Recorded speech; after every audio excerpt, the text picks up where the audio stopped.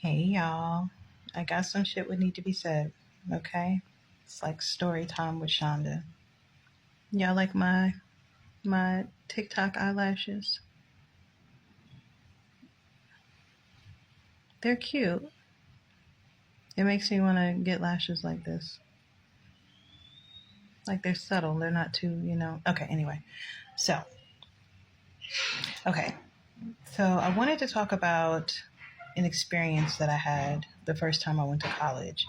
Um, I never talk about it, and I actually shared the experience with the second person I ever told about it last night. And after I said it last night, I kind of was thinking about it, and then I woke up today thinking about it, and then I got like emotional or whatever because I realized that it was something that I like compartmentalized, you know, in like the back of my head. You know how when things are traumatic, you don't you don't talk about it, you just kind of lock it in a box in your head, and you never mess with it until something triggers it to open up, right?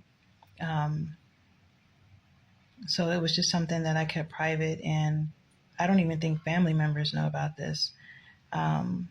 But what I shared last night was that the first time I went to college, there was a moment when my friends and I, we had a dorm party. We had dorm parties. It was nothing unusual. And we were able to have alcohol and have drinks and things. So we were drinking and playing cards. I think it was spades. I got a little tipsy and I got dizzy. So I went to go lay down in my room, and it was like an apartment. It had a living room, a kitchen, bathroom, 2 bedrooms where 2 girls shared a room. Um, my roommate wasn't there at the time. Oh, you know what? Now that I think about it, it was like summer classes. So I didn't even have a roommate, and my other roommate didn't have a roommate. So we just had our own room or whatever. But anyway, I got tipsy. I went and laid down so that I could kind of get my head together. And while I was laying down, it was like this heavy weight that dropped on my back.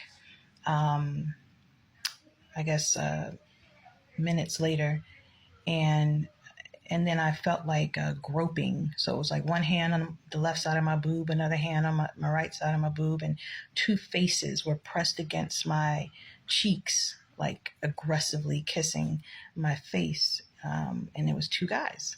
And of course, I was shocked. I couldn't move because that's how they had me in such a tight clasp.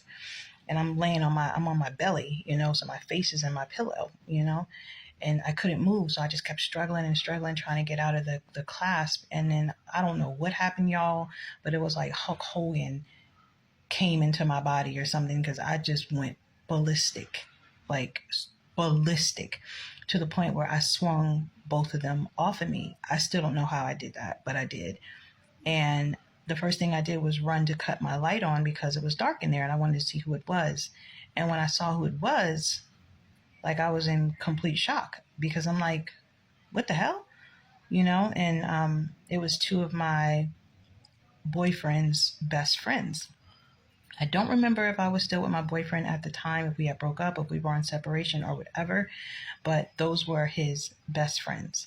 And I just screamed at them, get the F out my room, get the F out my room.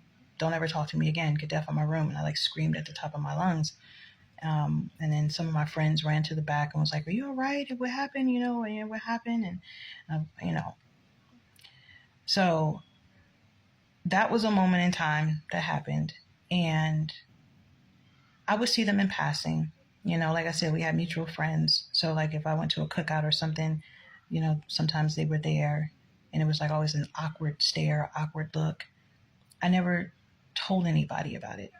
I didn't even tell my friend at the time that was dating one of the best friends, because I felt like I would have been attacked.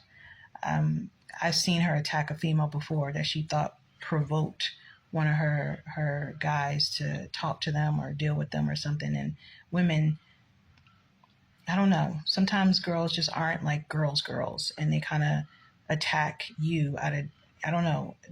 It really shouldn't be jealousy because it's not like you would warrant some type of behavior, that type of behavior. You know what I mean? So, but anyway, I told one person. I told one person, and that person probably told, but I don't know. But I told one person, and then the second person I told was last night. And I didn't realize how much I like put it in the back of my mind until I actually spoke it out loud. But it was traumatic. And after doing some reflection like a few years ago, I recognized that that is what pushed me to be with a female, because I had only dated guys. But I felt so unsafe and so unprotected, and so I don't want to say scared. Maybe there was fear there. I don't know. But I backed away from guys for a very long time. A very long time. And so eventually got into a relationship with a female, and that lasted some time. And a lot of people were shocked when that happened, like shocked. Like they were completely shocked when I ended up with a female. I felt like being with a female was safer. And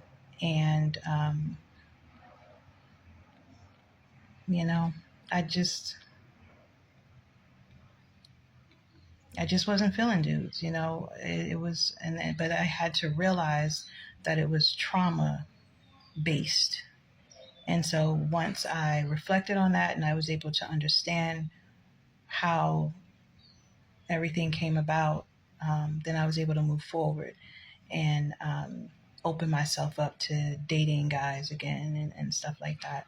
But I have kept my distance from guys, and it's another reason why, I stay covered up in some senses, because it makes me feel safe. And what's interesting is that because I stay so covered up, men usually ask me why I'm so covered up. It's never females, especially at the last place I worked. It was always guys asking me, why are you so covered up? Why are you always wearing like hoodies? And why do we only just see your face and nothing else? Because I would be covered from head to toe. And it was only men that asked me that. And I'm like, why? Does it bother you? Is it bothering you? And they're like, oh, we just wonder, what? Yeah, they wonder what I look like under my clothes. But I keep myself covered up. And any females who ever asked a question about me being covered up, it was usually like, are we ever going to see your hair? You look like you have such pretty hair. Are we going to ever see your hair? But that was the only thing I would get from females. Guys would just be like, when are you going to take it off? I know you're hot. It's hot outside. When are you going to, And so just from that type of,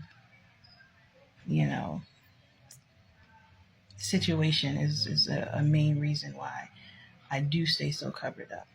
Online, I may show a little cleavage here and there, but it's like, you can't touch me through the screen. You can't touch me through the screen. So, but I'm usually tasteful with it.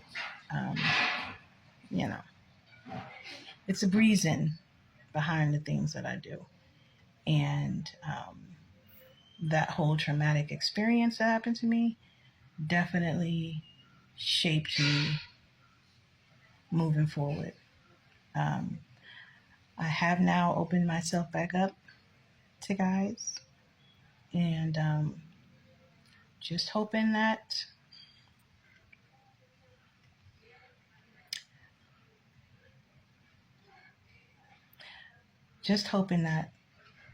I end up with the right one, so to speak.